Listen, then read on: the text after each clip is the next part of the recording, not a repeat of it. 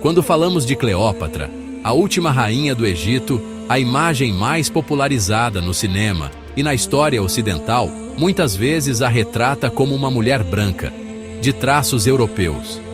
Mas, será que essa visão está correta? Cleópatra era uma rainha africana, descendente de uma linhagem grega, mas profundamente enraizada na cultura egípcia.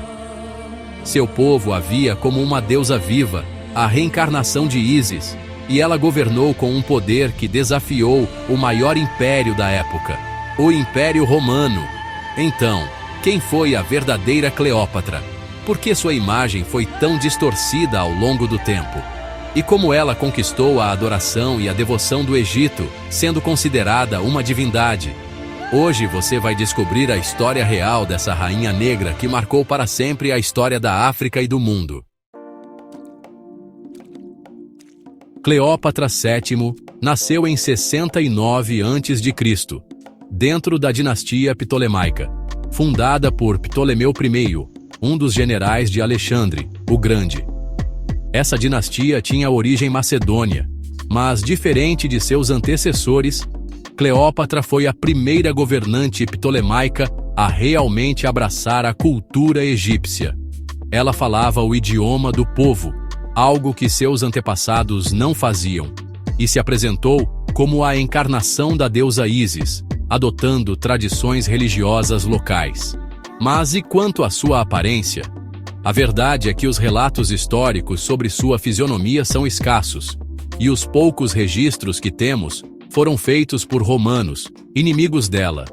O que sabemos é que Cleópatra nasceu no Egito, em meio a uma população africana, e que a dinastia ptolemaica, ao longo dos séculos, se misturou com as elites locais.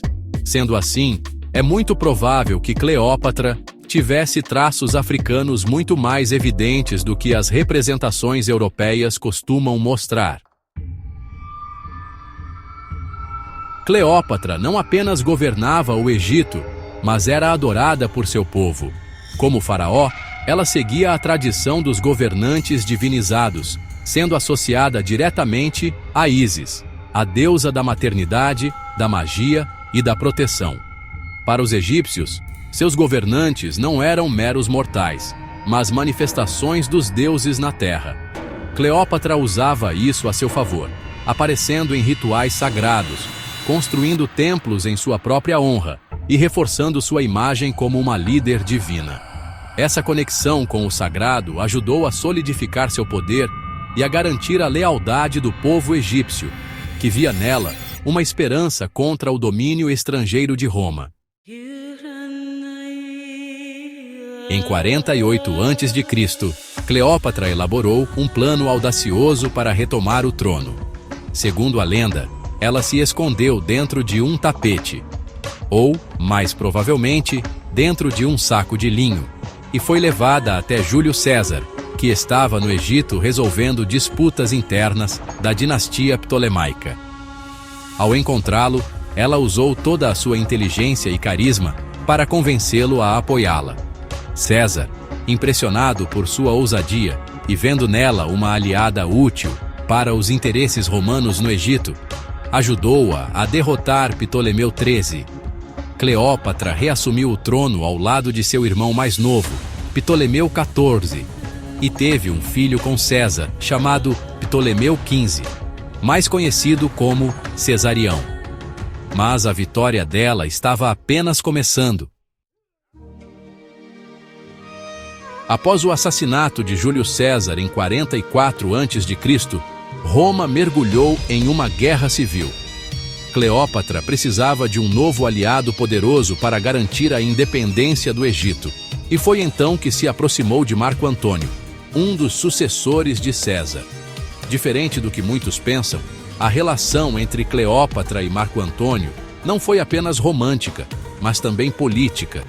Juntos, eles formaram uma aliança para desafiar Otaviano, herdeiro de César e futuro primeiro imperador de Roma.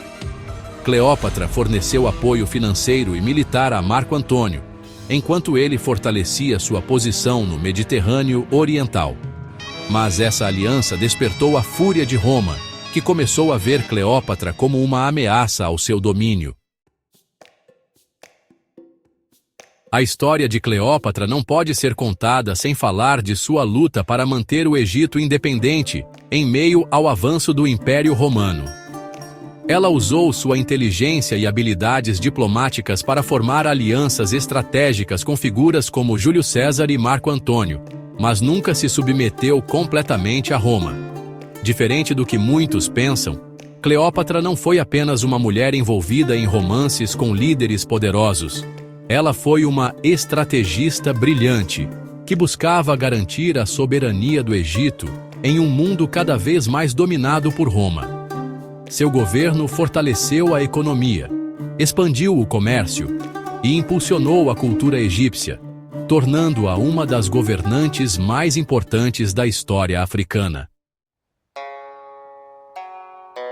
Após a derrota na Batalha de Ácio, em 31 a.C., Cleópatra viu seu reino cercado pelas forças de Otaviano, o futuro imperador Augusto.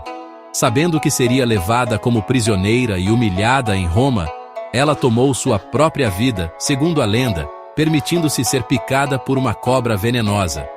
Com sua morte, o Egito foi anexado ao Império Romano, marcando o fim de uma era. Mas sua história não acabou aí. Os romanos, que viam Cleópatra como uma ameaça, começaram a difamá-la, retratando-a como uma sedutora manipuladora, apagando sua inteligência e seu papel como grande rainha.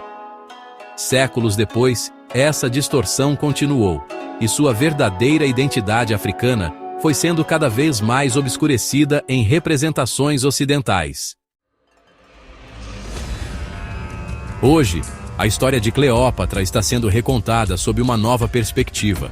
Uma que reconhece sua identidade africana e sua importância como uma das maiores rainhas da história. Ela foi muito mais do que uma figura envolvida em romances com generais romanos. Foi uma governante poderosa, adorada como uma deusa e respeitada por seu povo.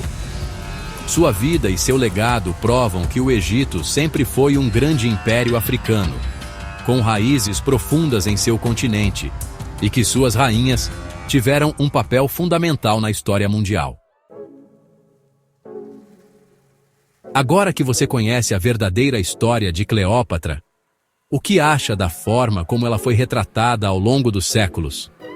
Você acredita que sua identidade africana foi apagada? Deixe sua opinião nos comentários. Se gostou deste vídeo, não esqueça de deixar seu like, se inscrever no canal e ativar o sininho para mais conteúdos sobre rainhas africanas que mudaram a história. Nos vemos no próximo vídeo.